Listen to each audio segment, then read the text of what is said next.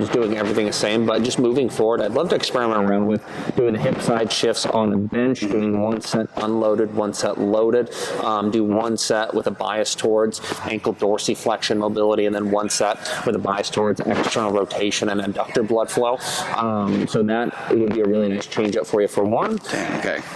Two, when it comes to hip airplanes, I have a small bias towards 2 to 3 sets of less reps per side. So instead of one set of 8 or 2 sets of 8, it might be interesting to instead do 2 sets of 4 per side or 3 sets of 3 per side, something like that. I think that'll give you a better opportunity to demonstrate higher quality reps where you can really drill everything into place, especially when you're a larger human being that tends to weigh more than 200 pounds.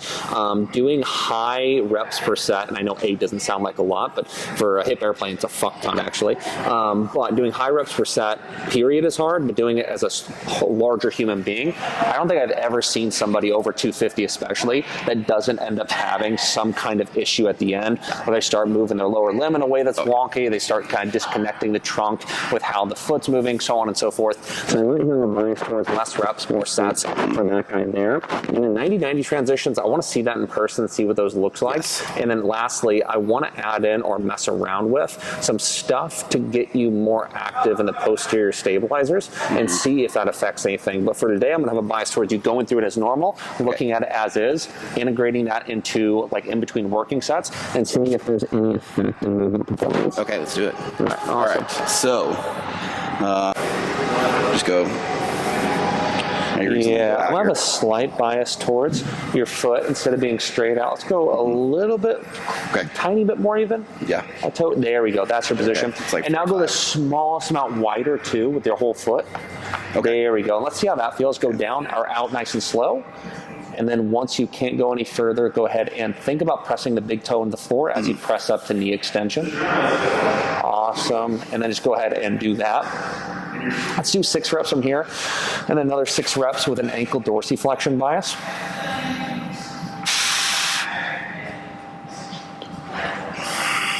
Nice.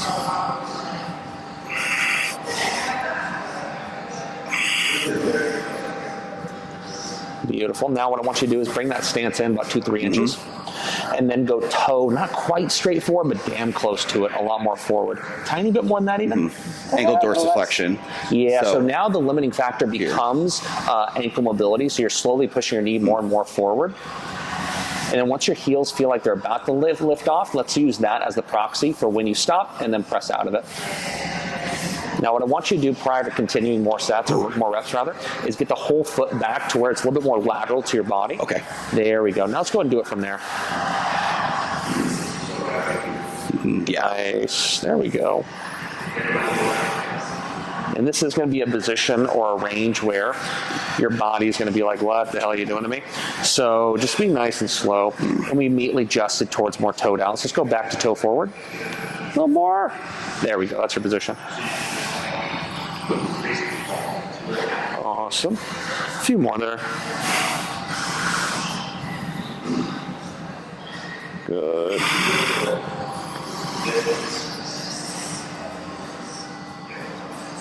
Good. Let's do one more. Really try to avoid the bit of ankle collapse that's happening at the end.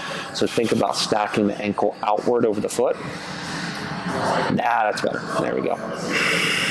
And relax. Same thing other side. Yeah, you can either go sets of 12, 6 and 6, or one set of 12 with each technique. For now, we'll do 6 and 6. This is the first, which is testing it's just adductor. Like, yeah. Toe angle, a little bit more like that. There we go. That's better.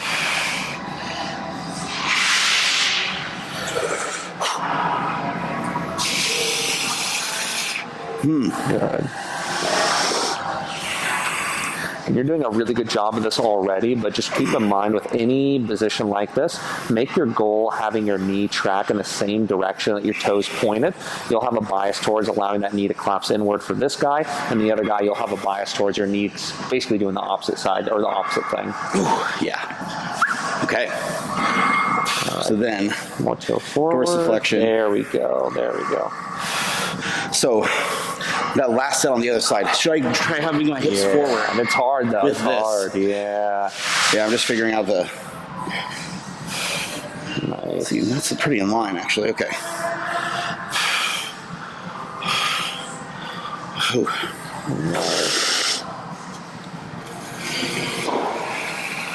Now for these falling reps, allow just a little bit more hip flexion as you do it. Hinge a little bit more. Now it's on the Yeah, I feel that ankle wanting to come up. Just do 2 more like that. This one. Oh, Beautiful. That's a good one for you. I really like that. Those 2 positions kind of present fundamentally different things. When you get to the top, let me see if I can pull my shirt to make this obvious. So when we go to the top, it's kind of, we stop true hip extension here, and instead we extend at like that TL junction area. yes. To get tall. Okay. And I want to see if we can avoid a TL junction extension and instead achieve full hip extension while maintaining a better rib cage position. Good. See, there we go. Now go ahead and relax for a second. Oh my God. So we're extending right around here to achieve that last little bit rather than using our glute to achieve full hip extension. Okay, yeah.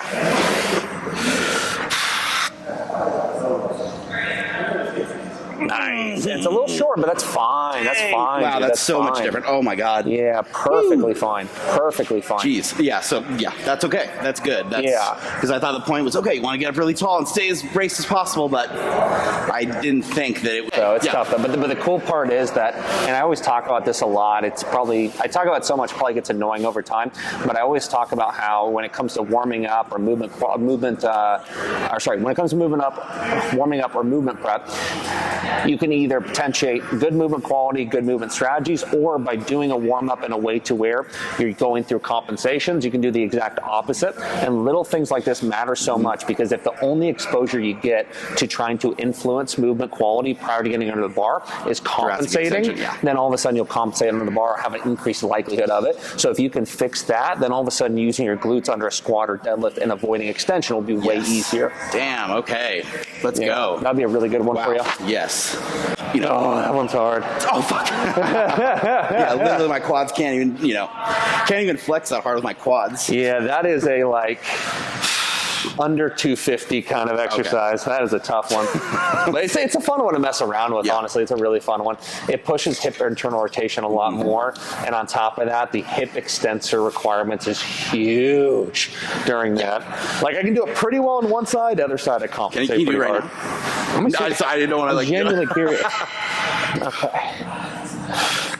Okay, yeah. This is kind of right under their hamstring. Yeah, I mean, there's no grip on that. Okay. Ankle right on their hamstring.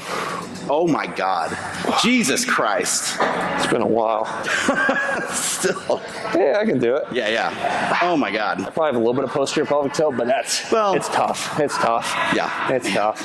Personally, before and during is a great idea.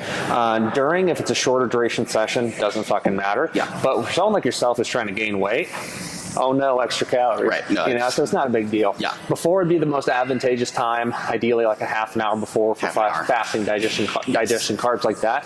But yeah, before, during, I'm in a powerlifting peak, then I will do 30 minutes before, like 70% of it, and then the remaining 30%, like as I'm getting up to my working sets. And that way it's going to benefit the start of my workout, that first half, and then what I drink as I'm working up in loads, since they're like 2.5-hour sessions, 2-hour sessions, will start to benefit me more towards the end of the session.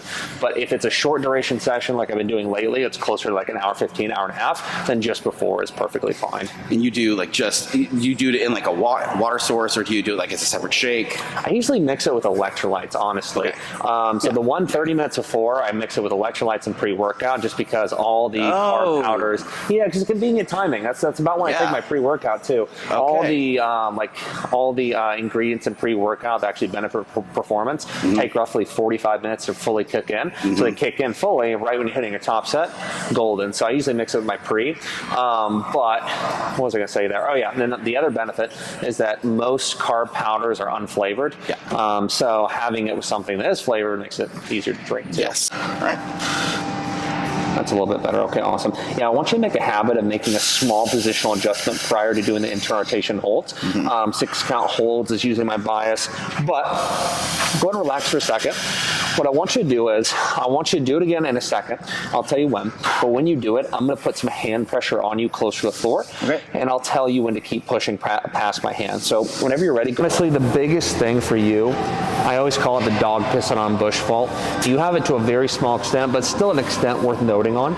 So a lot of people, when they're doing these, they just have this constant habit of lifting that back leg as they do it. And I'd love for you to really force yourself to keep the exact same body angle as we externally rotate and internally rotate. That back leg does not lift whatsoever.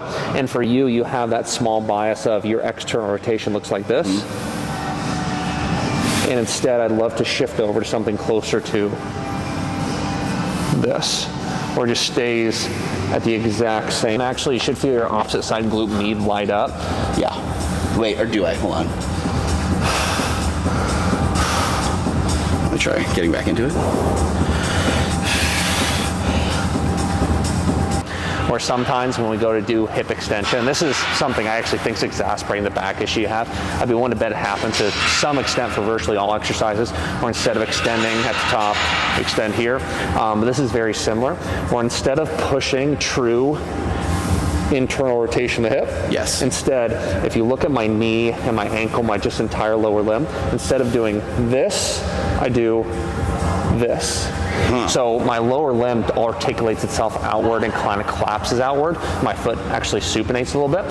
So I compensate here instead of that distance being true hip internal rotation. So instead of your hip internally rotating, your foot is just rotating outward.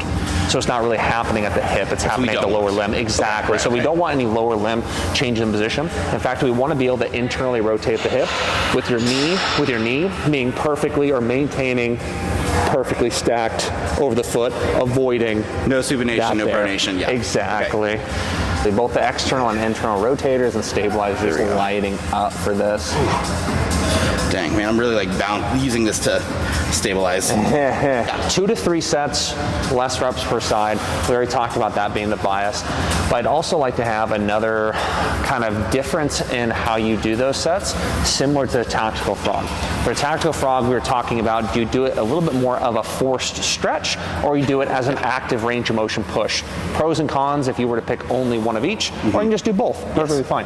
We can do the same thing here, where we more so test active, so you can do it while just going through it with your body just pushing in range itself, or we can do it by changing position and seeing if we force ourselves into deeper ranges. So for you, you were kind of forcing yourself into a deeper range there, which is actually really good. It puts a nice stretch, additional stretch on certain tissues. But what I'd love for you to do is do a set of each like that. So you do 2 sets, one where you force it, the other one where it's more so active, ideally active first, then force, very similar to the transitions. I think that'd be a good mixture of both worlds. Okay, so let me like try like the active just to, and then, yeah, left foot forward. Okay. And when you're doing these, I'd love for you to try putting your hand on your hip, so opposite sides of the because when you do these, it helps to keep your torso moving with it. Okay. Or sorry, I am talking about the exact opposite. There you go. Beautiful. Okay. Yeah, all right. Nice. And now, there we go. Beautiful. Yeah, so this is active, but if I were to force it, I would do it from this, and then right? Exactly, you can even grab this hip a little bit and like almost pull it into more. Exactly. A lot. 2 sets, 3 to 5 reps per side.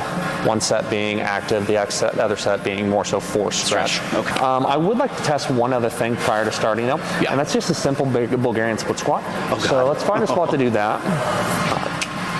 If anything, a little bit wider and only toe on the bench. Oh, there we go. Fuck. There we go. I'm cooked, chat. Extend fully at the hip at the top. There we go. Do one more like that at least. and the other side. My ankle on this side is like not liking that. Oh, okay. We don't have to maybe do just it. like the, or if I were doing it like at home, would you, like in order to negate that, put it like the ankle on like a barbell with a pad or something like that? Exactly. A pad would be fantastic. Also, here's the thing. If you're trying to push range of motion and increase stability demands, having just the toe on the bench is my bias. If I have the toe on the bench, all of a sudden I can add a deficit to this and go crazy deep. I can add deficit, I can go deep. It's very tough. But if I go full foot, then it's a little bit more stable. Okay. It's a little less of the issue you described. You're less likely to have some pain generated from there, but it kind of mitigates range of motion just a little bit. I love it as a warm-up exercise. But two, it kind of reinforced what we talked about previously. The first side you did was a little bit worse in this regard, but if you look at, to the best of my ability, I'll show my low back here. If you look at my low back as I finish these repetitions, I want you to notice the difference between the first rep and the second rep. So first rep, I'm going to show what you were more so doing. Okay. So still a little bit hip flexion, and I'm trying to mimic that extension, that mid-spine area, but this was our finished position. On this side more so, on the other side is a little less so, but both sides is the case. Okay. And then instead, I'd love to turn that into... It's the same thing. Yeah, so we're basically having a compensatory mechanism to extend at the hip, or instead of using your glutes to extend at the hip fully, instead you stop just short of complete hip extension and bias towards or compensate towards extending at the spine to achieve that midfoot position. I'm noticing a trend. Yeah, absolutely, and that's certainly not going to do anything good for back pain. Might even be the cause, honestly. Okay. Let's do it. Okay. Well, that's exciting. You were kind of narrowing it down. Right. And think about drawing the ribcage down as you come up. Good. That's a lot better. But now let's go ahead and make it so that you keep the head packed so you're nice and tall still, but ribcage is down without flexing the head. Better. Okay. Small difference, but it makes a big one.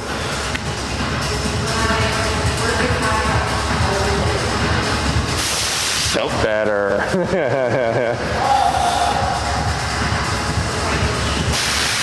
Nice. There we go. Ugh. Beautiful. That was good. That was really good. Yeah.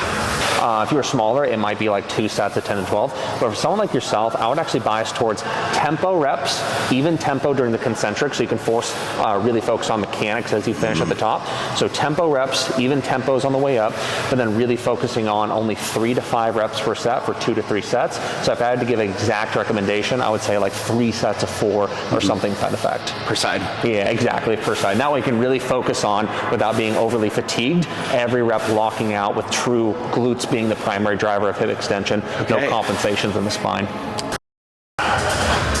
Gnarly girly. Talking about a low no, you're doing a lot better job at keeping the ribcage stacked over the pelvis as you extend at the hip. Glutes seem to be a little more active, so those are all really good notes. Okay, cool.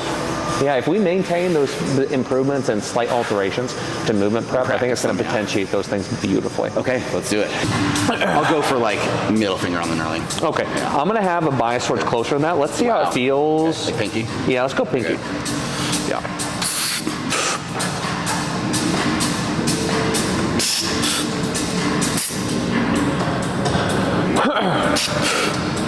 Stance right here? Yeah, or right here. Okay. I want you to experiment around with in the future, getting the tiniest bit wider. That's first. Second off, I love that stance change or that position change. That position change immediately led to one of the biggest things I want to talk to you about. So, when you're wider, you got to dump at the bottom of every single repetition. So the smallest amount of dumping, awkwardly enough, funny enough, I actually did this in a video recently, where your elbows got behind the bar on every single rep when you were a little bit wider. But then when you went a little bit closer, you kept your elbows out in front, and your start to the press was golden, because you were dumping a little bit, and then you kind of press like this. It was out from under you, and then you need to get back under it and press up. And this also exacerbated some additional extension midway through the press. So you went closer, intuitively, they just brought the elbows down in place perfectly. They stayed slightly out in front like they should. We should still work on cueing that just a little bit. Just think about elbows out in front. This is gonna be a really good cue for you. And then from there, when you go to press, I'd really like you to focus on or try messing around with packing and extending prior to the press instead of as you press. This isn't the case with all reps, but some reps, because you do this at the same time, at extend and pack, there's a little bit of this sometimes. Yes. Getting away from you. Yeah. And if instead you go like this, you kind of pack and extend just before you start the press, there's going to be less of an motion away from you. Okay. Press where, if you pack and extend as you press, it feels like if you do it at the same time, it helps, and it doesn't. Because what it almost always does is pushes the barbell away from you. Our goal is press back and up, certainly not forward. So I'd love for you to do is, instead of doing this, I'd love for you to do this, where it happens just before the press rather than as you press. So the difference is, as we don't want just before, we do want, because it keeps the barbell in a better path. Yeah, there you felt it. That was nicer. Nice. And the lower segments of the spine. And I was surprised to see that you didn't have much. Yes. Once you created this stance change, or sorry, this position change, it actually helped a little bit. But yeah, the big goal is with this, we want as much extension in the upper segments of the spine, or as much biased extension in the upper segments, and as little as possible in the lower.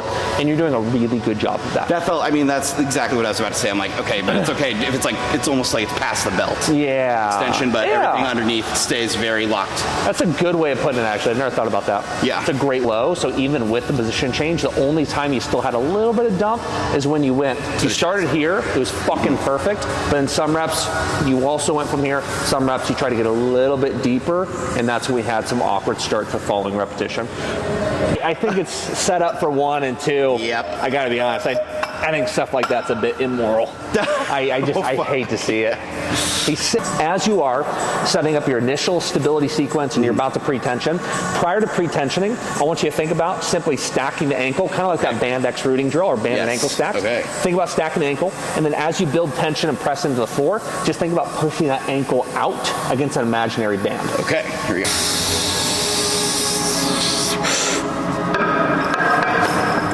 One more after this.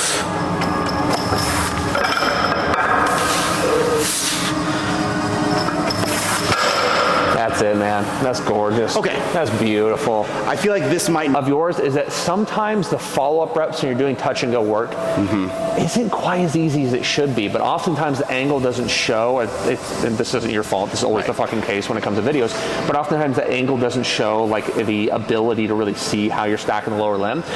So once I saw that in person, seeing for a while how follow-up reps are harder than they should be, this makes total sense. This makes total fucking sense. Yeah, I'm just like collapsing. Exactly. Yeah, that's all. And it's mainly happening in the follow-up reps, a little bit in the first one, so this makes perfect sense.